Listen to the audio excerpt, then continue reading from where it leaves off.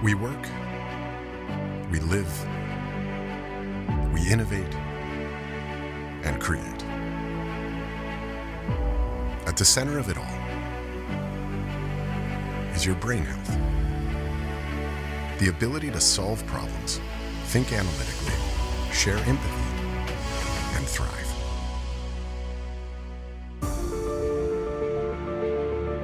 We're trying to make brain performance really the next fitness revolution.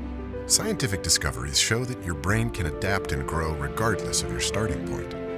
The Center for Brain Health can show you how to transform your mind to work stronger and faster.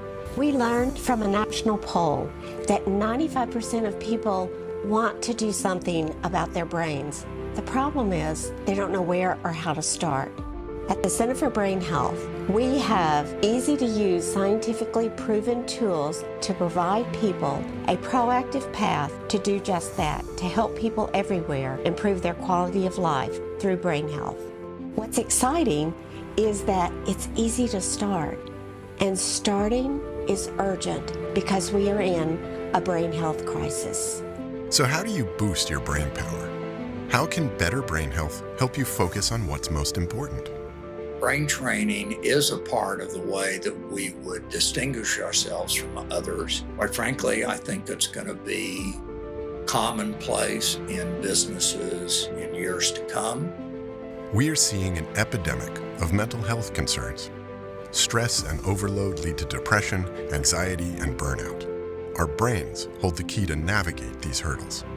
It's never too soon to start. I think the greatest national security threat is pre-K through 12. If we don't take care of educating our young men and women, then we have to ask ourselves, where are we going to be in 20 years? Research shows training middle schoolers how to think, problem solve, and innovate significantly improves academic achievement. Even more importantly, it enhances confidence and well-being for them to thrive throughout their lives. It really helps the kid and it builds their stamina. I genuinely credit my success in the classroom from this program. The key to the future is stronger brain health for individuals and communities. Ready to transform the world with us? Be a part of the brain health revolution. It starts here.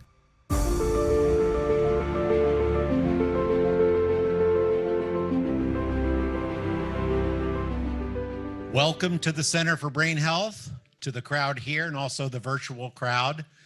Welcome to day 5 of Brain Health Week. Yes, awesome. So Brain Health Week, I like to think of it as a Thanksgiving of brain health. We started with clarity, growth, make sure I have my connectedness, emotional balance, and today we're bringing all that together to talk about impact, right? Because it's not good enough to talk about it, it's what are we going to do with it, right? And we want to create impact. And that's one of the unique things about the Center for Brain Health. So we are part of the University of Texas at Dallas. We are a core academic research institute, and we've been doing this for almost 30 years, focused on how to keep healthy brains healthier longer. But the unique thing we do here, and this whole building was built to translate that research into tools and services that create impact. So we couldn't be happier than bring this panel with you today to talk about how we align various groups to create real impact. So let me do that today to introduce our panel. These are innovators and change makers here in North Texas. So I'm going to go in alphabetical order so no one feel bad if you're not first. It's not like Ricky Bobby. If you're not first, you're not last. So first, although she is first, Dr. Sandy Chapman, our very own Dr. Sandy Chapman. So Sandy is our founder, right, and chief director here at Center for Brain Health. She's also the D. Wiley Distinguished Professor at UTD's School of Behavioral and Brain Sciences. So thank you, Dr. Chapman. Also with us today is Max Geron, and Max is Senior Director of Health and Public Safety at Meadows Mental Health Policy Institute, and what rich experience he brings to that institute as former Chief of Police at Rockwall PD. So thanks for coming today. Next is Christine Román, co-founder and board chair of Community Does It, And it's a nonprofit that brings equitable access to quality public health. You talk about creating impact, right? In marginalized communities by applying grassroots organization principles and community-based participation. That's the point, right? We have to do this together. We can't do these things alone. So welcome, Christine. Thank you. I'm not standing in front of Byron. Next is Byron Sanders, President and CEO of Big Thought Institute. Byron's been here before, and you talk about big thought and big impact. Big Thought Institute is an organization that provides professional learning, curriculum, design, and consultation to help nonprofits and organizations teach, develop, and create. That doesn't even do it justice. The Institute is affiliated with Big Thought, which really equips youth in marginalized communities, including coming in and out of the justice system, to imagine and create their best lives. So thanks for being here, Byron. And last, where am I? I'm standing in front of Jeff. And Dr. Jeff Zsohar is medical director at Baylor Community Care Clinics. I mean, he's really dedicated to bring medical access to those most in need. I mean, what can be a more important mission than that? So thanks for being here, Jeff.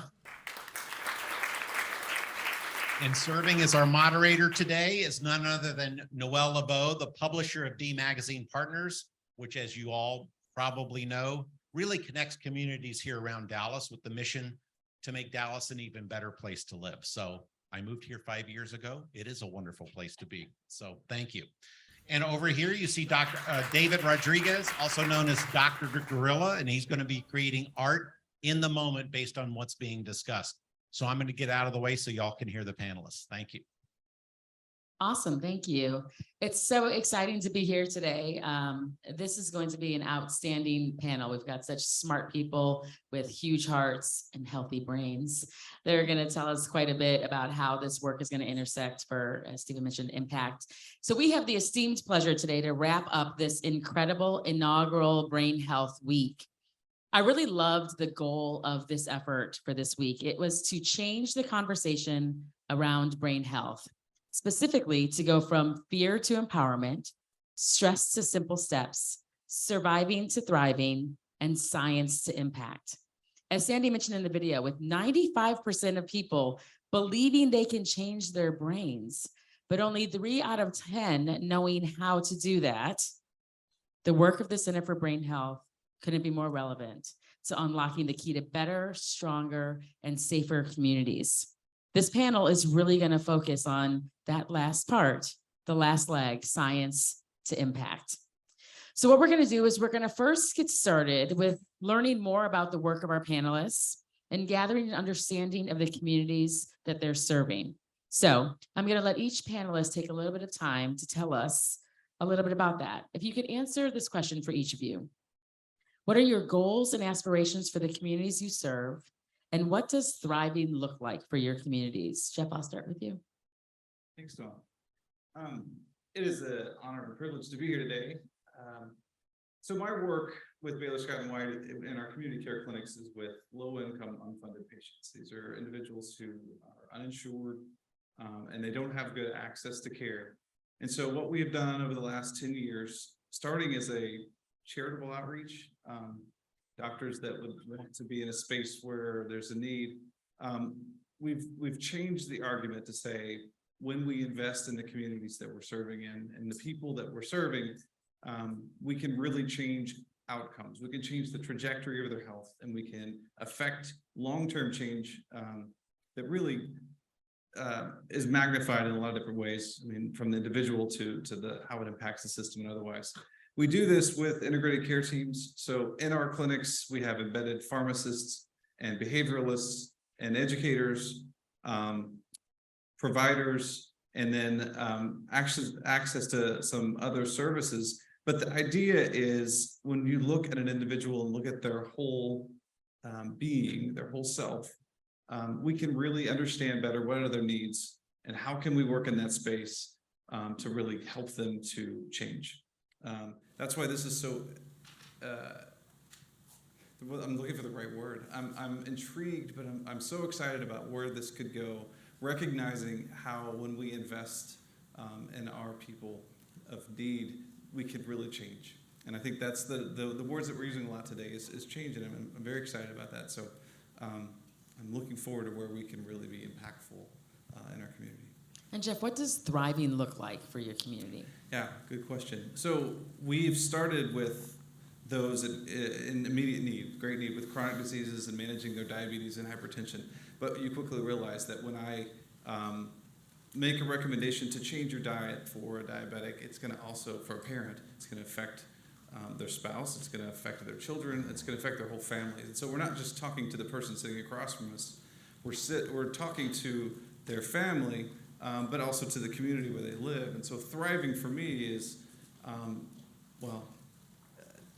to change where we are. If you look at the community health needs assessment and you say, if you're from certain areas of Dallas, certain zip codes of Dallas, your life expectancy is 90 years, which is 13 years more than the national average. But if you look in other places in Dallas, just south of 30 in the Fair Park area, your life expectancy is 68. So that's 22 years difference. And you ask yourself, why? Why is that? I mean, this can become a justice argument and beyond that.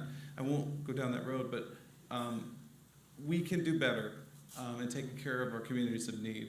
And we do that. So thriving is to affect change both where we are now, but also where we're going in the future for our families and our patients that we're getting. Great. Thank you. Christine? Well, thank you for inviting me to be here. I'll start with the thriving part, because then that's going to kind of lead me to Community Does It.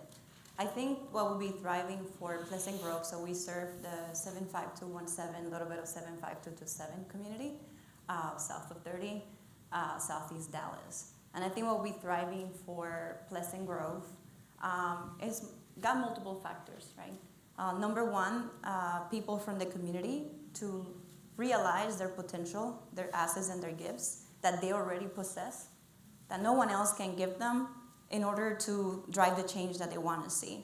But knowing that the community we serve might not yet have the power or resources to drive that change. So in order for us to see that, it will take a commitment from the larger Dallas community to get past south of 30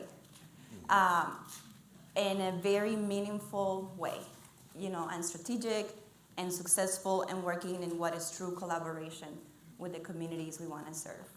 So that leads me to Community Does It. I've been in the Pleasant Grove community as a principal first, and now with Community Does It for 9 years. And my theory of action is that when you gather people, grassroots organizing, but you use community-based participatory research principles and methods, and you include, not only you understand the needs of the community you're serving, but you're including them in the planning of what we're going to do with the action steps to meet those needs. And that's what Community Does It is. I went to the community March of 2021, and I gathered community members through focus groups and kind of invited them first informally. People kind of narrowed down, if we get together and create this awesome nonprofit on our own here in Pleasant Grove and create a resource for ourselves, and get other people to join us. And that's what we did. And so through the focus groups, we learned that our families wanted to focus on mental health, right? And not only provide access to services, to therapy, but the number one thing we heard is educate us. Teach us how to better support our children, our youth. They're very aware of the challenges that exist, but they're also aware of the gifts that also, their community brings. So the number one ask is help us, help our children, teach us the tools, the strategies, so that we can then do whatever is done in therapy and extend it at home, so we can learn how to advocate for our children, not just advocate at schools, but interestingly enough, families that advocate against our own family members, that sometimes we're trying to take 3 steps forward, but they make us take 10 steps backwards. So from that, Community Does It was born, and we opened in August, right? August of 2022, in less than a year, we opened our first center for mental health services in Pleasant Grove, which was a great success. And basically we do therapy, which we started in October. We do family education. We had a whole curriculum, which we also share with other organizations, where we are doing that educational piece. And our third resource is, our third service is Resource Connection. So we partner with over 52 organizations in the Dallas area to either bring those services geographically closer to us, or we work with those communities and teaching them how to work with our communities, and we also do community events. Excellent, thank you. Byron? So Thriving, first let me give a little context. Big Thought is an organization, we've been around for 30 years. And what we say we do is we close the gap, we close the opportunity gap. That's what thriving looks like for our population. The work that we do is to build the skills that young people need to be 21st century ready. And the school systems are big partners in that. But the reality is we can't just rely on the school systems themselves, our public K-12 institutions, because the truth is much of what they have to do during the daytime, that's only a fraction of what a person needs to be able to thrive in their lives.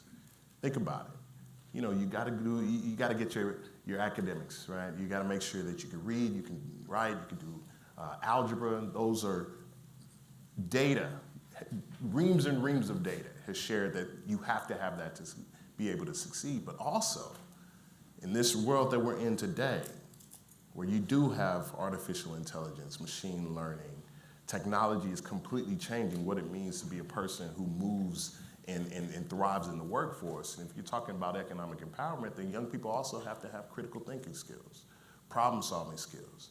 They have to have emotionally intelligent skills.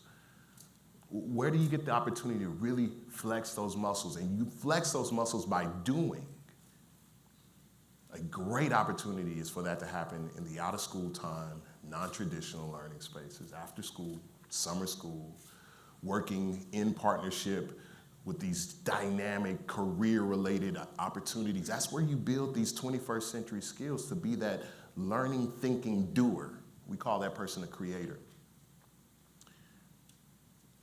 And what's really, really important is that young people believe that they have their own agency in the doing.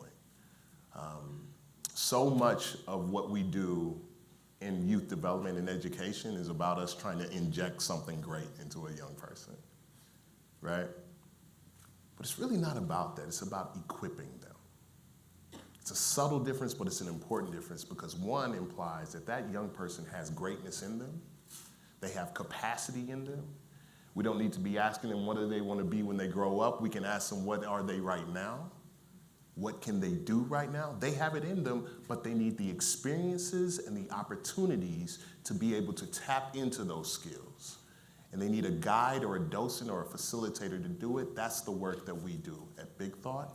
That's how we close gaps, not just for their today, but also for their tomorrow.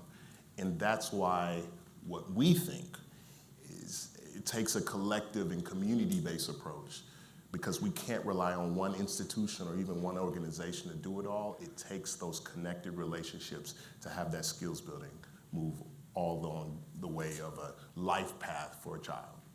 Excellent, thank you. Max. Let me just say that I'm excited because everything that I've heard from the people to my right is the antithesis and the antidote to the evening news that we watch and all of the doom and gloom. This is really inspiring for me, and just I want you to know how thrilled I am to be a part and to be included in this group.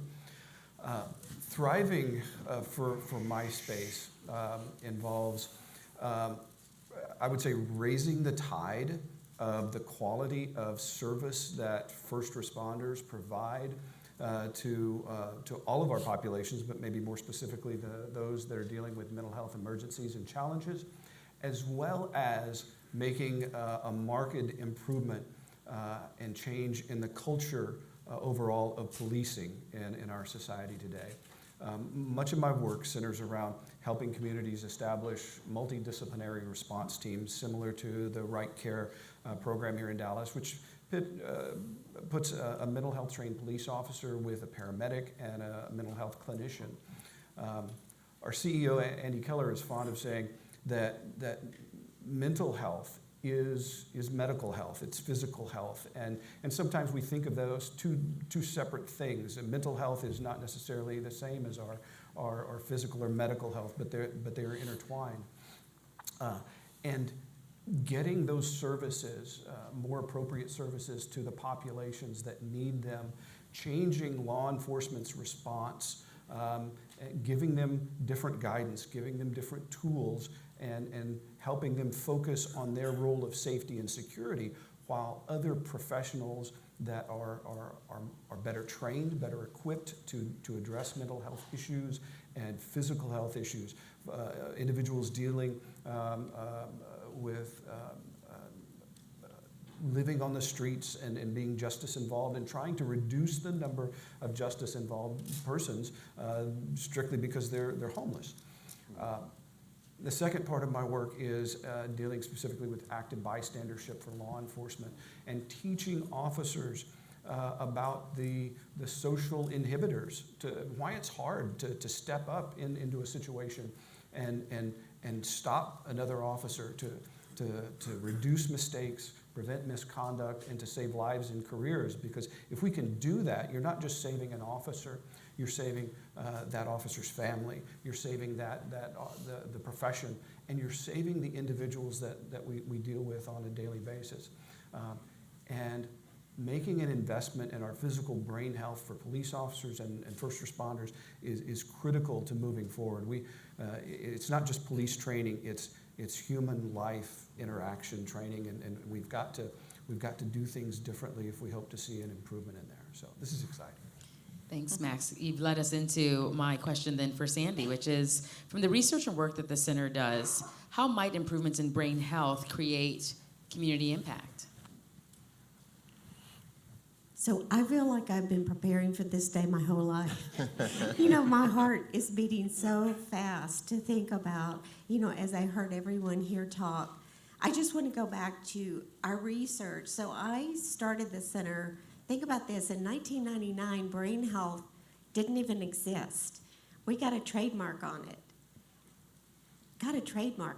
And so I set out to say, why are people getting labeled all of these different things? This is what's wrong with you. This is what's wrong with you. And it never unleashed the potential within, but it made them say, this is what's wrong with me. So I wanted to start with the science, rigorous science, to say, what is brain health? And so we began to define it. And it actually is using your brain skills to thrive in your context. So it's not being a straight A student, it's not how much IQ you have, it's not how much whatever you have, but it's you against you. And we define brain health using the World Health Organization that shows that it's multifaceted. Continually building optimal brain skills, cognitive skills, social interaction skills, and we added social connectedness and purpose and composure. Then, okay, that's a good definition. Well, can you measure it? Everyone's like, yeah, that sounds really fancy. Well, for 30 years, we've been, if you think about the brain and know that there is no limit to your potential or your potential, can I measure something that can continuously get better versus this fixed mindset that we've been stuck with our brain? And so we've been developing and testing measures for 3 decades and shown, regardless of where you start, we have a brain health index, and we use different measures to look at how can the brain change, and what is it that makes you, some of the things that you said, a learner in the 21st century, which is not how many facts you know, because I can look those up on my cell phone. That's right. But it might be how adaptive are you to change, to see myself.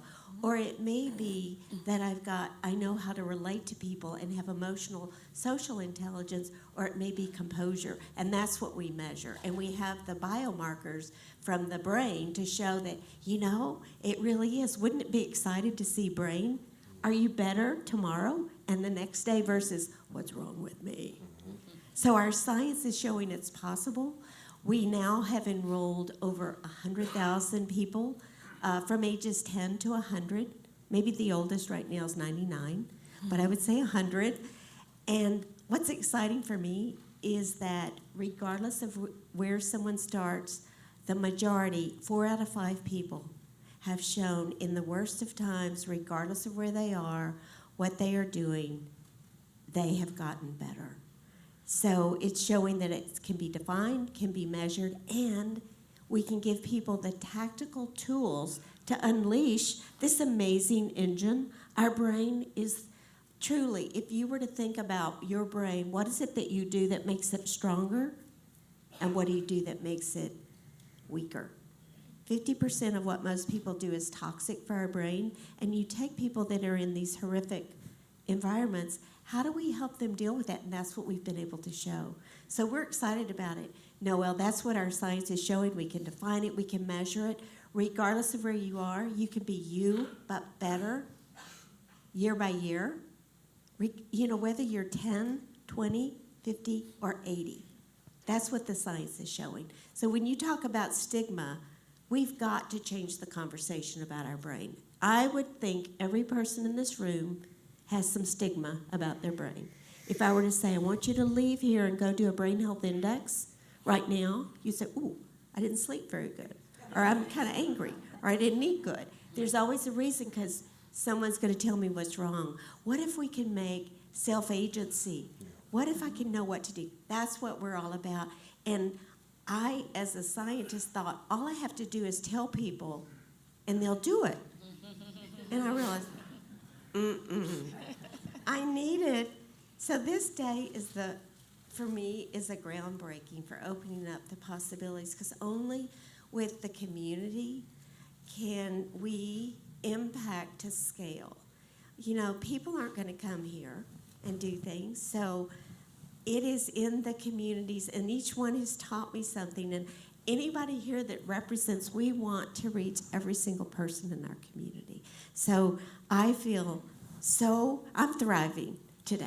That's great. That's great. And I think that is really interesting about the panel, is that this is about the community. So the cross-section of groups and communities that we've talked about already, from police and law enforcement to kids to families, it's going to take all of us. But also the idea that there are things that we're doing that are actually hurting our brains. And when I think about the communities that we're talking about, if we could teach them that, right, could we get them into a better place? So I'd love for each of you to, with all the things you know about the Center for Brain Health, and some of you I know have already been working with, and I'd love for you to talk about your work with the center. How do you think that improving brain health could really intersect with your work to get you to that place of thriving that we've already talked about? Who wants to start off with that? I can kick off. So I talked with you all about this notion of 21st century skills building, right? We actually did a study on that. So we did about 2 years of research on defining what is a 21st century ready young person. And we came up with a framework called the creator archetype. And it has 5 big domains, and then there's a ton of sub-skills that are underneath it, but you know, the categories: academics and artistry, digital fluency, design thinking, civics and service. But you want to know what the foundational domain was? It was our social and emotional well-being. What we realized is that that is literally the foundation upon which everything else is built. Now you take that reality, and a lot of people hear that, and I'll just be honest with you, there's just a lot of skeptics. They're like, yeah, that's cool, but can you add though, right? Or, oh, that's precious, but also, you know, I really need this thing fixed, and I don't feel like your social and emotional skills are gonna, you know, tighten up this screw here. So, but truly think about it, and I use this as a macro example because I just want to tell you, even in the we can see it economically in how our world is shifting. 1975, they did a study. Actually, there was a study that was done in 2015, and they were looking back each decade. The thing that they were looking at was the S&P 500, how you break down the valuation of the S&P 500. And what they were looking for is hard assets versus soft assets. Hard assets, inventory, the widgets, the gadgets, the stuff you could touch, right?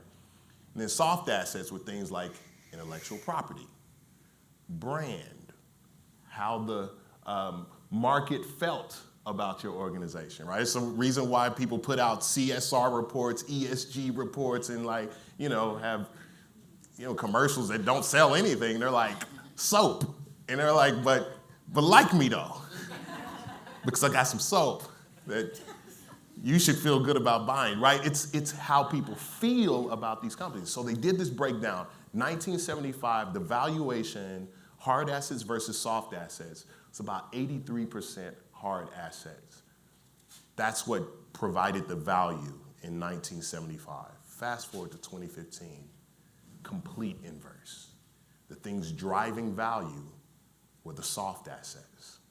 They did it again in 2020, now we're at 90%. S&P 500, most of the values being driven by things that have to do with our humanity.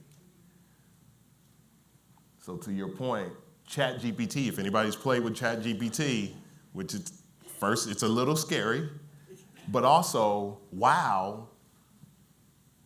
But the question isn't anymore, how good are you at algebra by itself? The question is, how can you apply these things to a human being? How can you take, analyze, and make it relevant to solving a problem? That's a very different conversation that we've been having with ourselves in our preparation. And so when we start to then transfer that to, okay, what does that look like to make sure young people are ready for that world? That means we have to start doing very different things. There's a great book that says it. Martin Ford, is called Rise of the Robots. What do you need to be successful in a world that's honestly moving so fast and we can't actually predict it? You can't, I didn't know that there would be a genetic counselor that's a job now, where they literally are counseling you based on your DNA. That wasn't a thing that many years ago, 5 years ago. We don't know what's going to be coming, so what you have to do is make sure they have those core assets, those creator skills. One is the capacity for creativity and innovation. And the second, the ability to build complex relationships with human beings, starting with yourself. That's brain health. That's why it's so important. If young people are going to be adults who can thrive and have their own economic sustainability and vitality and can break the chains of cyclical poverty, then we have to make sure that they have these skills to step out into the great tomorrow that we can't even define because it's changing so rapidly. Thank you. And, computers can learn, but they can't first teach themselves. So we need brain healthy people to tell ChatGPT what to look for. Exactly. To be able to do that. So it is really important even when we're intersecting with technology. Who wants to go next and talk a little bit about this? I think going from what you said, in my 15, 16 years of education, what I've seen is that we could know all those things, but if I don't believe, that's right. Right? If I don't believe I can, if I don't believe I can be that genetic counselor, if I don't believe I belong in that space, and if I only heard that or seen that certain people with certain resources can be there, then there'll be not much growth in my community and people. Right? So when it comes to our collaboration with the Center for Brain Health, through Community does it, right? Like, we tap the emotional balance, right? Because that's important and is needed. But we're most interested in preventing, right? We're most interested in streamlining and breaking the stigma. And many people were surprised that families in Pleasant Grove were asking for mental health services.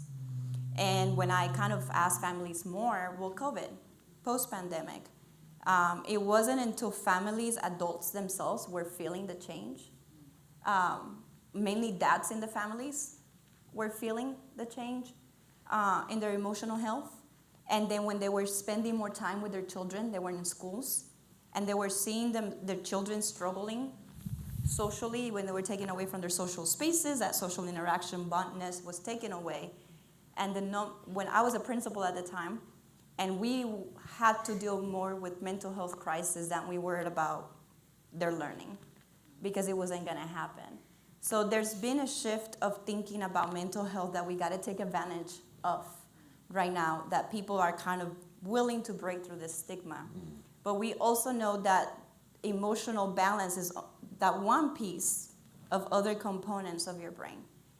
And so to be more holistic with our approach, the Center for Brain Health made that commitment to come to Pleasant Grove. And for me, it's exciting for many levels, for many reasons.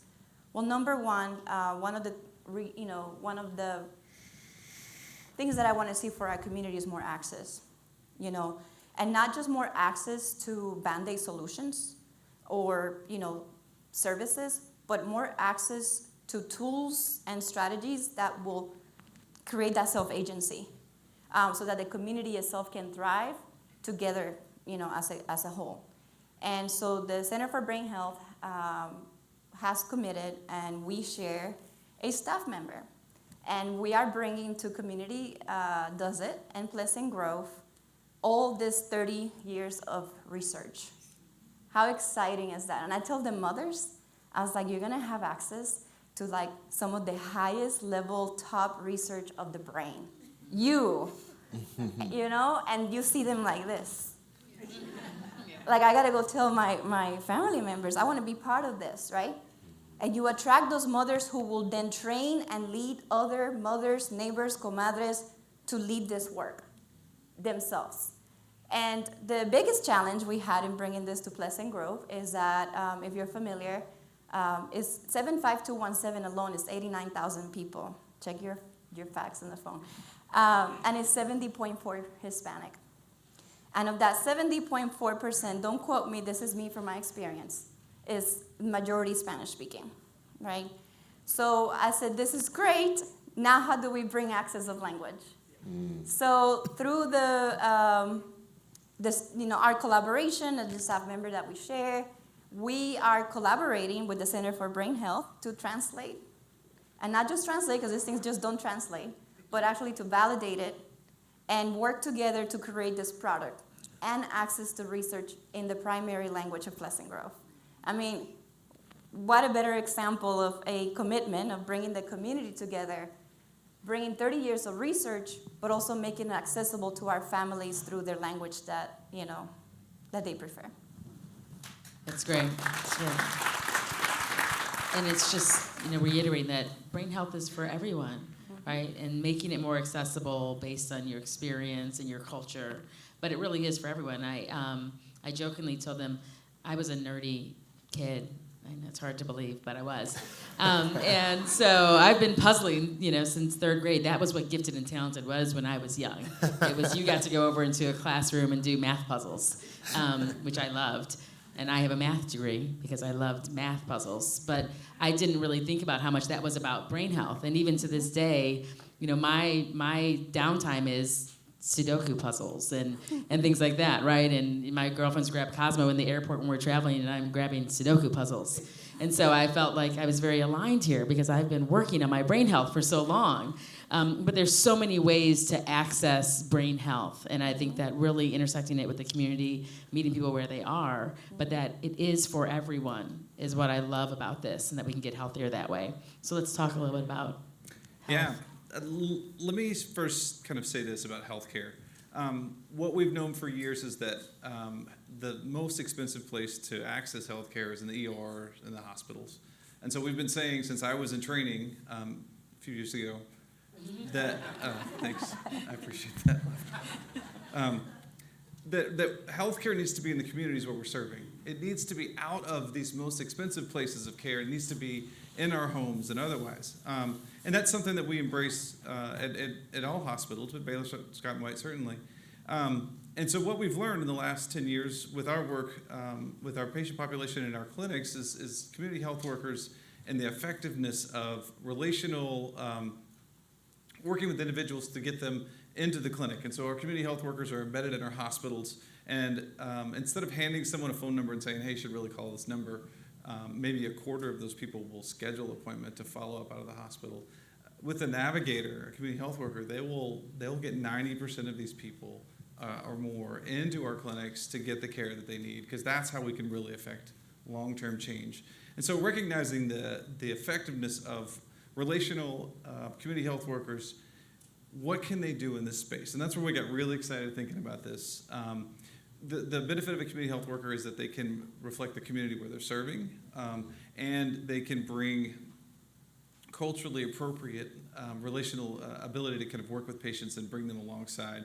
So what we've been able to do in the last few months is imagine this community health worker that's embedded in our communities that will effectively work with BrainHealth to bring these resources into our communities, but also digital. One thing that COVID taught us is that overnight our clinics shut down with COVID. We can't be seen in person. Individuals with resources like me, I could get on my phone and there's an app and, hey, look, I need to see a doctor. I'm gonna have a virtual encounter.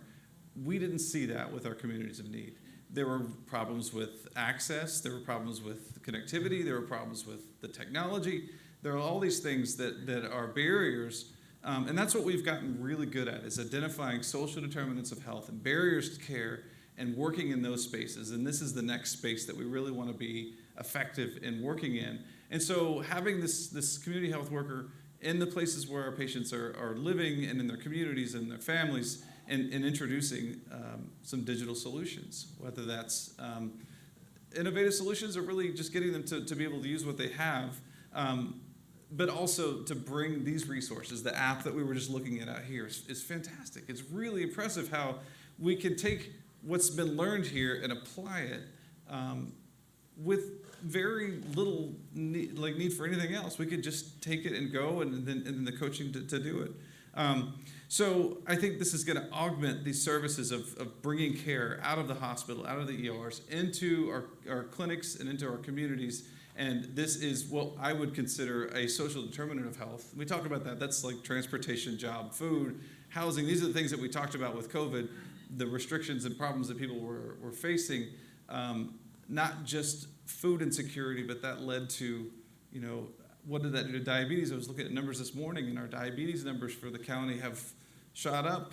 And the idea is that we think that people just didn't have the access. They didn't have food. And so neglect leads to chronic disease worsening. This is going to help us start to move upstream. And that's what this is all about. Going, that's a coined phrase, like let's go upstream and let's affect change.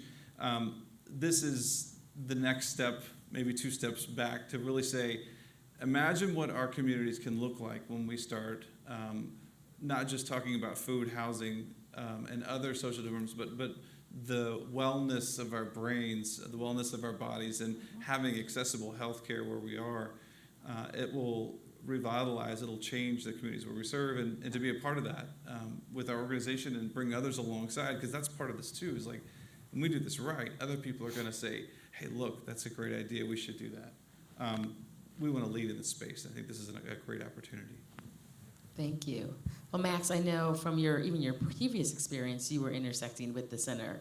And I'd love for you to tell the audience a little bit about that work and how you think it can continue to progress with law enforcement. Absolutely, I appreciate the question. And I will say, here, Christine, you described the children's response when they were given access to the forefront of technology on the brain health. I think Katie Hines and Jennifer Zients will tell you that you get a different facial reaction from grizzled veteran cops when you tell them the same thing. Not that we're cynical. Are there any police officers in the room? One, okay. You could ask him if I tell you something wrong. To give you an idea of how we train police officers, we take you in, you're somebody's brother, you're somebody's sister, a mother. You may go to Sunday school, you may play on a softball team or a volleyball team and have all of these facets to your personality. We bring you into this police academy and we teach you that anything and everything can kill you. Why do we do that? Because at some point in policing's history, it's happened. It's the reason when an officer walks up on a traffic stop, he or she checks the trunk of the car. What are the chances that someone's going to be hiding in there? Slim, but it's happened before. And then, once we trained you, we put you on a shift where you can no longer go to church at the same time everybody else does. Or you can't play on that softball team because you have to work or you're tired. And so you begin to winnow away all of these facets of your personality until your identity is police officer. Oh, and by the way, We teach you that for your own safety, you have to rely on the people to your left and to your right to put themselves in harm's way to come and protect you when you have a dangerous call. And then, for my entire career, every police department has told their officers, hey, if you see the officers to your left or right doing something wrong, violating policy or law, you're required to report them. And by the way, good luck solving that moral dilemma. You're good people, right? We hired you. We put you through screening. We tested you. You should be able to figure that out, right? That's the way we've handled it. And now we are, with active bystandership and improving and changing how we socialize, because we are social beings. We are narrative processors. Our brains are narrative processors. They're not statistics processors. As much as we like to deal with math and whatnot, and no offense to math majors, I got a lot of respect for you. But we connect with stories, we connect with shared understanding. And we want our police officers to have the emotional intelligence on a traffic stop, to be respectful, to be able to empathize, to treat people with dignity and respect, no matter where they are. Meet them where they're at, treat them with dignity and respect, and respond thoughtfully. And sometimes we have to do dangerous things. Sometimes we have to use force, and that never looks good. But we want that officer to be healthy emotionally, physically, and we have to make that investment in protecting how our officers deal with stress and make that investment in their brain health. So I came to dealing with the Center for Brain Health out of a philanthropic grant post July 7th, 2016, when we had 5 officers shot and killed. At least 2 of those were friends of mine that I knew personally. I was in a command post for about 14 hours. I wasn't shot at. I didn't dive on anybody. I didn't save anybody's life. But it profoundly affected me in ways I couldn't have begun to imagine. Someone in our community saw the benefit of the Brain Institute, or Center for Brain Health, and I was introduced to everything that they were doing, and it changed my thinking about training and equipping officers. And I saw the importance and wanted to bring that to my officers in Rockwall. Well, it's a mid-sized department. We had 97 officers. What impact could that make? Again, cops can be cynical, but you've got to put that out there, and you've got to expose them to that. And you'd be surprised at how many jump on that and thrive, as we talk about. I had a sergeant say, this means a lot to me because my grandmother and my grandfather suffered from Alzheimer's. I want to know how to improve my physical brain health. I want to enjoy my kids. I want to do whatever I can to improve the longevity of my existence and experience. So all of that is critical to how we improve the culture of policing and thereby improve the services that we deliver to the community. Great, thanks, Max. So Sandy, can you help us understand how we can really start removing barriers and creating opportunities in the community through better brain health? You know I can. So I want you all to think about this, the words double snap. Just kind of remember this. Because when Admiral Bill McRaven, who was our chancellor at the time, when we were launching the Brain Performance Institute, he said, Sandy, what you have done is pretty transformative for our military, K through 12, corporations, education, but it's not enough. You have got to do something bigger and bolder so that people say, what are Texans thinking and doing about brain health? So we put together a team, and we set the bold goal to double brain health, double brain performance. Would you like to double your brain performance? Well, people said, oh, that sounds kind of not possible because we think about brain as IQ, memory span. No. If I look at this community, Dallas right now, we are expecting our city to thrive on 50% of our talent because we've ignored 50%. Just if we do these communities, we will double brain health. We have shown that working with kids in resourced communities have been able to double their academic performance in science, math, history, and English. Kids that were told you can never learn, you will never go to school. We've doubled graduation rates, AP classes, by teaching them how to be innovative thinkers that see that their mind, you don't have to be a fact regurgitator. You can create new knowledge and change your world. And they change. We have shown that we can double brain performance in people 50 and older, regain almost 2 decades back of the physical health of their neurons, how fast they communicate brain-blood flow. We have shown that emerging adults, which are really hit hard during the pandemic, can not only improve their clarity of thinking, but they've decreased their burnout in terms of being mentally exhausted and cynical. That's what everyone's complaining about. Can we double brain performance now as we take everyone in and count everybody counts or no one counts? So we're dedicated here to help take our science to impact everyone. And then the SNAP, I said double SNAP, it's got to be salient. We've got to meet people where they are. And they didn't take my brain science facts and do it. So I needed to partner. Is the only way. It's got to be impactful that they get it. We've got to redesign a new normal. We've normalized the wrong things. If you think about what's normal in our world today, it's wrong. So we're going to design a new normal. And that's what these youth can do. A, is it has to be effective. They've got to be emotionally tied to what the change is. And P, to SNAP, possible. They need to know that this is possible. That they're not just telling me I can be better, smarter. We're redefining what it means to be smart. If you're an innovative thinker and we can measure that and you can create new knowledge and you can do it faster, you're smart. If you can develop social connectedness and we can measure it, and purpose and know what that means, you're smart. If you can have composure, I call it the 3 C's, is in our Brain Health Index. Clarity, connectedness, and composure. Because we are all distressed, anxious, depressed, but can we feel like there's a way forward? And we're helping people to do that. So double brain performance, yes we can. And then one more thing that I want to close with before you open it up to other questions. But if you think about why Dallas exists today, and I don't know if any of you know that, but I'm a Dallasite, grew up in East Dallas, trains, because Jefferson rejected the train station. So the only reason Dallas is where it is trains. And then it grew because of planes, DFW. We became a hub. And now, brains. So trains, planes, and brains, that we can be together.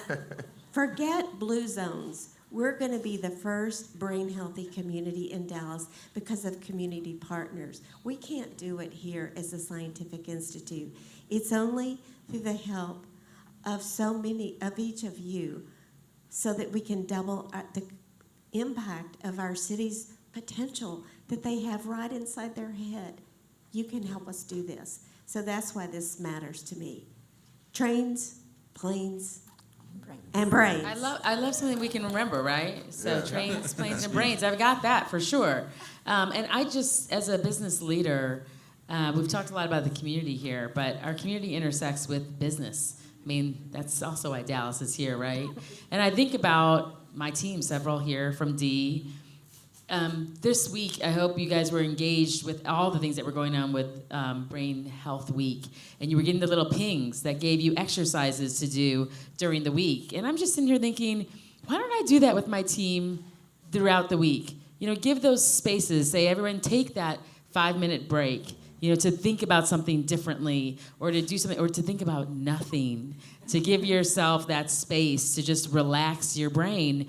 And I think in our corporations, you know, we really have a captive audience oftentimes in those spaces, and we could help organizations get brain healthy, right? And therefore do what we all want them to do, be more productive and perform at a higher rate. So I'm excited to think about how I can take this back, you know, to my organization as well. I know we have some time for some questions. So let's see what we have from the audience. Yeah, we do. And we got one from a virtual viewer, Noelle, and it's for Dr. Chapman. And we had a reference to K through 12. How do you see getting brain health into K through 12? Because we do it in middle school and high school. How do we get there? So we get there by training the teachers to do it. And at first, we didn't realize that. We thought, oh, well, we're scientists. We have to teach in the kids. But literally, when we began to teach the teachers, and they gave us pushback. They're like, oh, no, you don't understand. I've got so much on me. I can't do anything extra. When the teachers saw their kids learning how to innovate, create new knowledge, customize what they were learning to make it practical, all of a sudden the kids, especially in middle school, you go from elementary school to middle school, the whole face has changed from happy to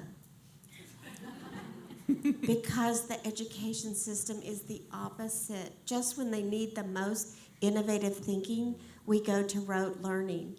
And the kids in middle school started raising their hands, excited.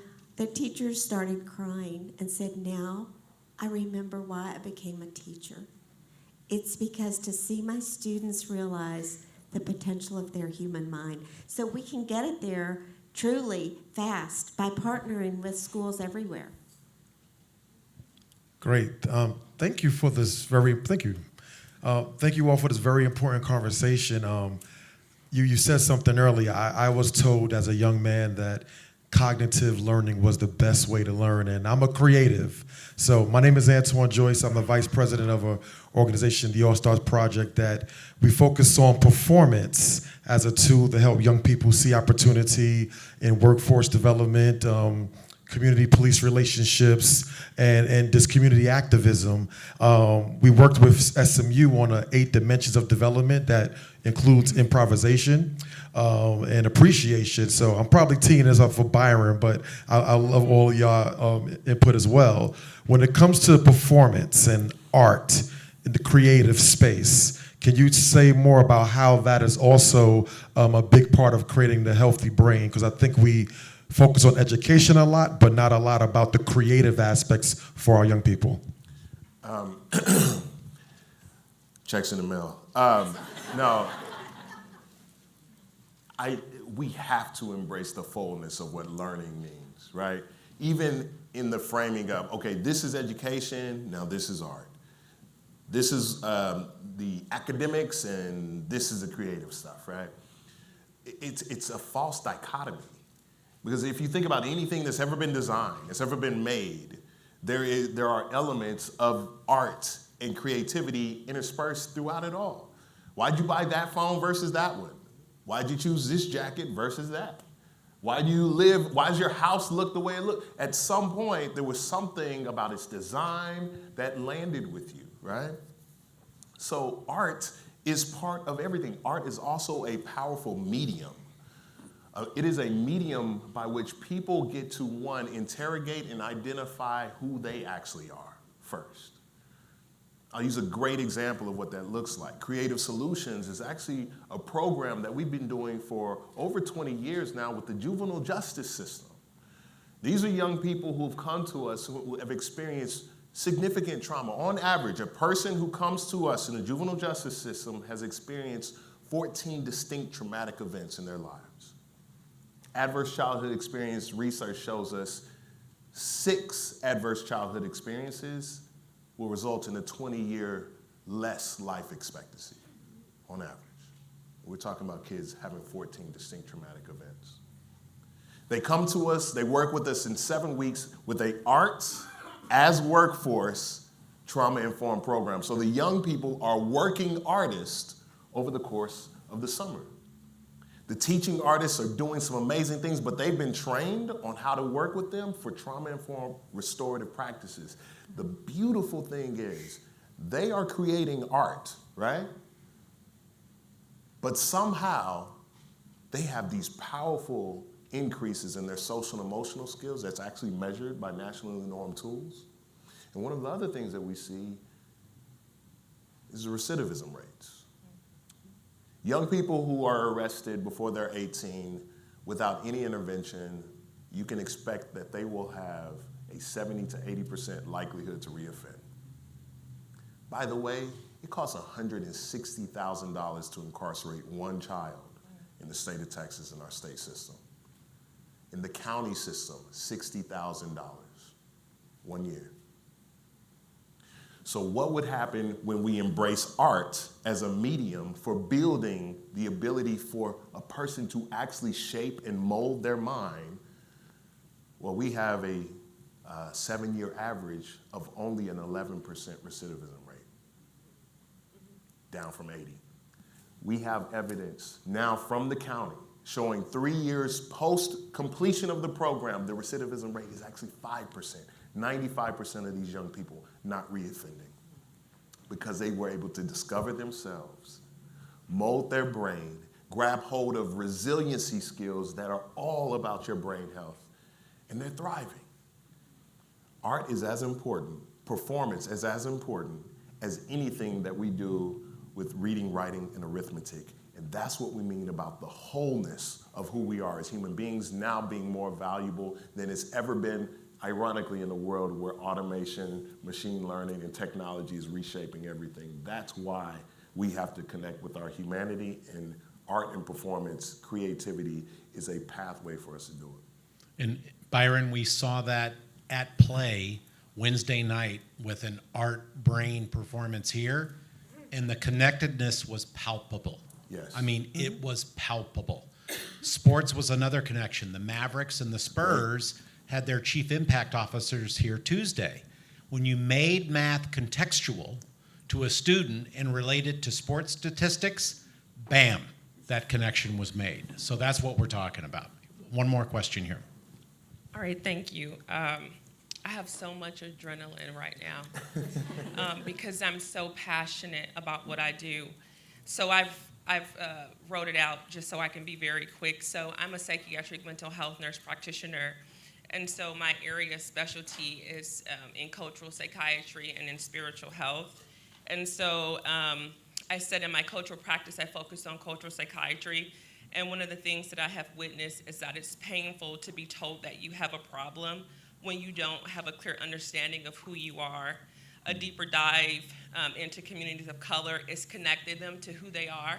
So the big brand is for my culture is that, you know, we're African Americans, but a deeper dive is that we're much more than African Americans, and we don't have specificity in terms of who we are. Some of my patients, I can look at you and you tell me you're Poland or you tell me you're German, but some of my African American patients, they don't know their roots, right? So how can you tell them that there's an issue with their brain when they don't know who they are? And then secondarily, with the dissemination of family, imagine a Black woman with multiple kids raising them alone, her children raised in dysfunction, and her sense of authoritarianism is the police. The police become the father her children didn't have, and that they exercise a level of discipline that the mother can't consistently integrate on her own. How ready are we to address the cultural problems we have? And how prepared are we to admit to patients that we don't know enough about them culturally to heal them in a way that touches the core of who they are?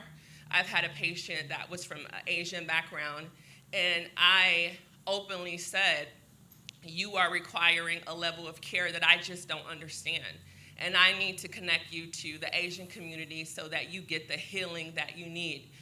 Just very quickly, I had a patient, African-American female, 23 years old, came to me with severe depression. And one of the elements of her treatment plan was that I wanted her to engage in a dance, because in African-American culture, music and dance is very critical to us as a people. And so I put her on desvenlafaxine, low dose of desvenlafaxine, told her to come back in 2 weeks, very severely depressed, you know, days from committing suicide. And so again, on a 2-week follow-up, she came back, she still couldn't dance. I bumped her desvenlafaxine up to 50. The next visit she came back, she was dancing. I didn't adjust her anymore. So how prepared are we to answer that cultural question in order to give the people the healing that they desperately need? I don't know who's going to tackle that one. That's huge. Listen. I got some eyes on me.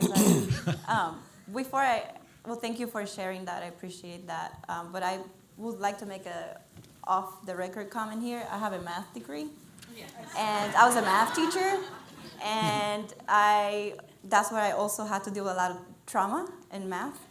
And kids always ask, where are you going to get math in real life? The 45 minutes that we've been here, we have touched math a bunch, right? Mm-hmm. So math is everywhere.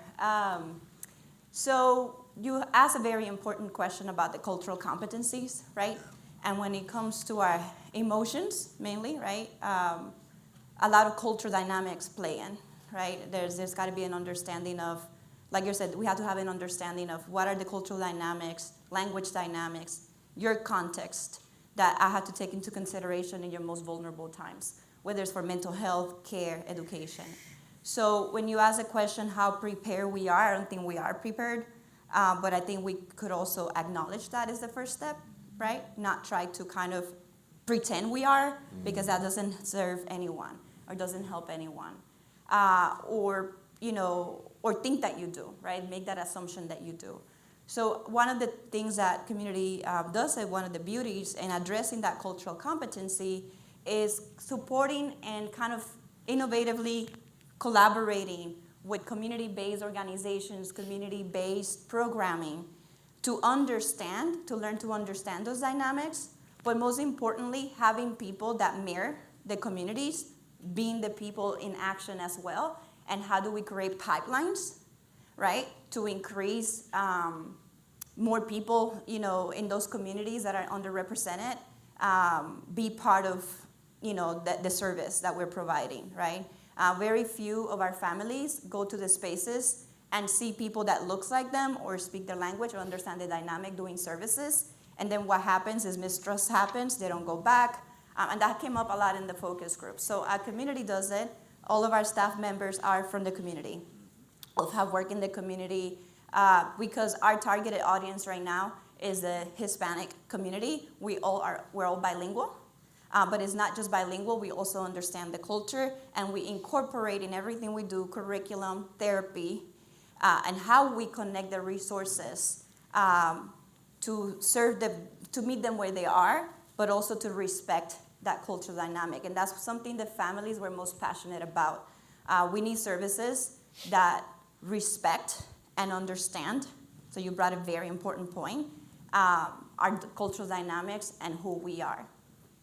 So what a great question. And I'm going to speak for Dr. Chapman here for a second, but she's smart and she knew we couldn't do this alone, right? So what is the Center for Brain Health? We convene people who can help us make a difference. No one can do this by themselves. You have to be relevant. Meet people where they are. That's what this is all about. And these folks, let's give them a hand because they walk the talk. So thank you, Noelle. Thank you, Jeff. Thank you, Christine. Thank you, Byron. Thank you, Max. Thank you, Sandy. And thank you all. Y'all have made this week awesome. So this is my ex-lawyer coming out now. I'm a recovered JD. So,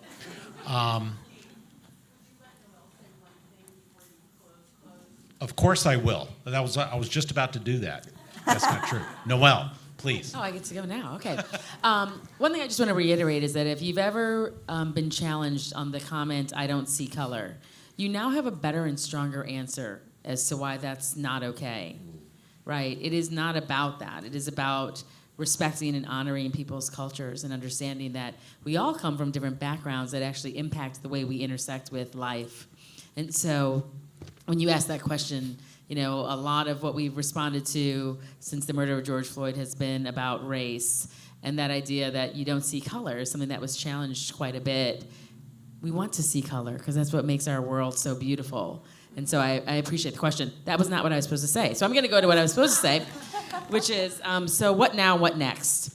So first, this is not just about you. What we really want you to do is to share the information that you're hearing. I hope your adrenaline is running. I hope that you are excited about what you've heard today, so much so that you want to go share it with somebody, right? That's what we really want you to do. As was mentioned earlier, our mission at D is to make Dallas even better. And what better way then through proactive focus on brain health. I do think it could really differentiate us as a community in all facets of what we talk about here, obviously in Dallas, North Texas, and beyond. So you have some next steps that I want you guys to take. One is that the expo that's going on right here in the entryway isn't over. They're going to hold it open for the next 30 minutes or so. There are a lot of great things that you can learn just by walking through the expo, so we'd love for you to do that. Also, there is this QR code, which you probably can't see right here, but I'm hoping that you guys have them. If not, they are available out in the expo. And this will give you access to the BrainHealthProject.org. And that is where you can take your own study on your own brain health. We want everyone in this room to do that and then to pass that website on to others. Think about building this into your communities, your organization, your churches, your communities, your sports teams, whatever you're involved in. You want other people to have healthy brains too, right? Because it makes them better people. So make sure you find this QR code and you get involved in this study so that you can be an ambassador to creating this change that we hope to see. Now, I think that is all that I have. So thank you again for coming. So it's the perfect wrap up. So think of the oxygen mask on a plane. Who do you give that to first? Start with yourself. Don't point at others and say you need brain health. Start with yourself, then share that. That's the challenge to everybody here. Thank you. Thanks. One more thing. Oh God. One more thing. Don't leave, virtual audience. David Rodriguez from working his heart out. Yes. For so many thoughts. I want to say a special thank you. Yes, Dr. Gorilla. And he was here Wednesday for the art. So take it and really digest it. This isn't a flyby. We say stop and smell the roses. That's very good for your brain health. Look at it with intent. Look at it thoughtfully. Thank you, David. And I would ask each of you to come sign it. We want to memorialize this day. So if you have time and we can have a sheet, don't you want to be part of this amazing art to remember brain health? We're going to double your performance, and you're going to double by starting with you. Thank you all, and thank you for an incredible community group to partner with. I think we are done. Thank you.